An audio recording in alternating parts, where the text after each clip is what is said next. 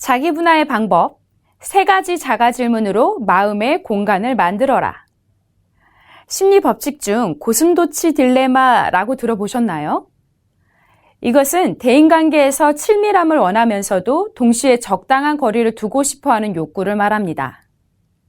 고슴도치들이 자고 있는 모습을 살펴보면 서로 바늘이 돋지 않은 머리 부분을 맞댄 채 온기를 나누려는 모습을 볼 수 있습니다.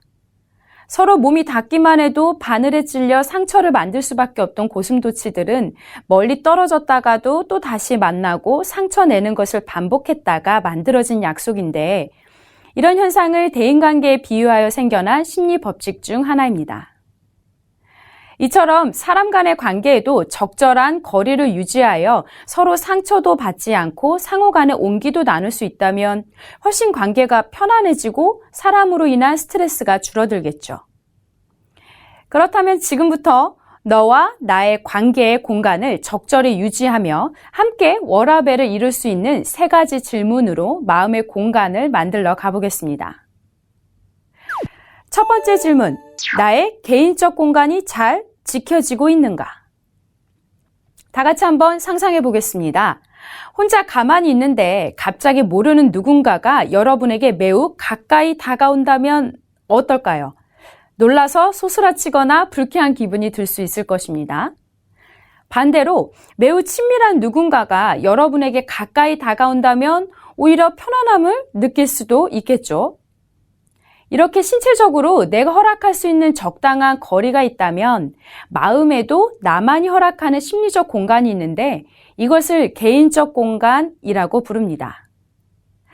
이 공간이 적절히 지켜지지 않으면 나도 모르게 타인의 일에 관여하거나 또는 타인의 나의 일에 마치 주인인 양 간섭하게 되는 경우가 발생하죠.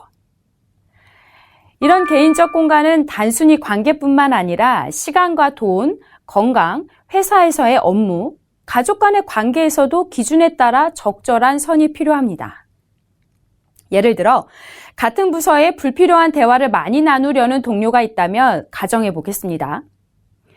최근 연애하고 싶은 사람과 어떻게 되었냐, 또는 결혼하고 아이 계획은 어떻게 되냐, 어제 퇴근하고 뭐 했냐 등 나의 마음이 허락하지 않은 관계에 사람이 너무 가까운 질문을 한다면 자신의 마음을 빠르게 진단하고 상대방에게 말할 수 있어야 합니다.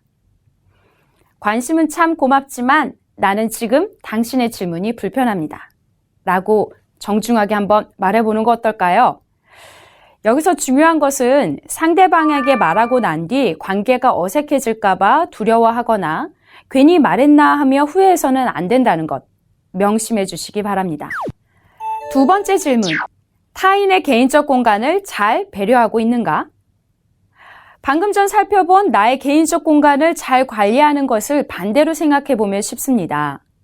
우리는 타인이 하는 말이나 행동을 쉽게 인지하고 평가하는데 자신이 하는 언행이 상대방에게 어떤 의미로 전달되는지 알아차리기 쉽지 않습니다. 그렇기 때문에 내 입장에선 관심으로 상대방에게 한 말이 누군가에겐 불필요한 간섭이 될 수 있다는 것을 생각해 보면 어떨까요? 만약 예를 들어 내가 생각하기에 너무 좋은 식당이 있어 친한 동료가 꼭 한번 가보길 바란다면 여러분은 어떻게 하시나요?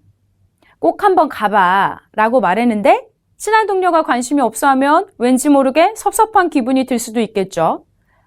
이럴 때 우리는 상대방에게 실망을 하기보단 내가 지금 상대방의 개인적 공간을 잘 배려하고 있었나? 라고 자가 질문하며 마음을 정리하는 훈련을 들여보는 것이 필요합니다. 세 번째 질문, 우리의 관계적 공간을 수용하고 있는가? 지금까지 우리는 각자의 개인적 거리를 적절하게 유지하는 방법에 대해 살펴봤는데 이렇게 너와 나의 공간이 있다면 우리가 함께 일궈내야 할 공간도 있겠죠. 바로 서로에게 도움되는 긍정적 관계를 이끌어내기 위한 상호 간의 배려와 노력을 말합니다. 예를 들어 복사기 앞에서 사용법을 몰라 애먹고 있는 동료가 있다면 먼저 다가가 제가 도와드릴까요? 라고 말해봅니다. 더불어 내가 만약 보고서 작성에 머리를 싸매고 있는데 누군가가 다가와서 뭐 문제 있어요? 라고 말한다면 아니에요, 괜찮아요 라고 하기보다는 도와주시면 너무 도움될 것 같습니다 라고 말하며 관계를 열어보는 겁니다. 이런 과정은 긍정적 정서 상태로 관계의 문을 열어두고 적절한 관심과 조절로 나와 타인을 수용하는 노력이 필요하다는 것 명심해야 합니다. 정리해보면 나와 타인이 모두 상처받지 않고 적절한 관계를 유지하기 위해 각자의 개인적 공간을 인지하고 배려합니다. 더불어 긍정적 관계를 이끌 수 있도록 관계적 공간을 열어 동료에게 관심을 표현하고 수용합니다. 여기서 중요한 한 가지.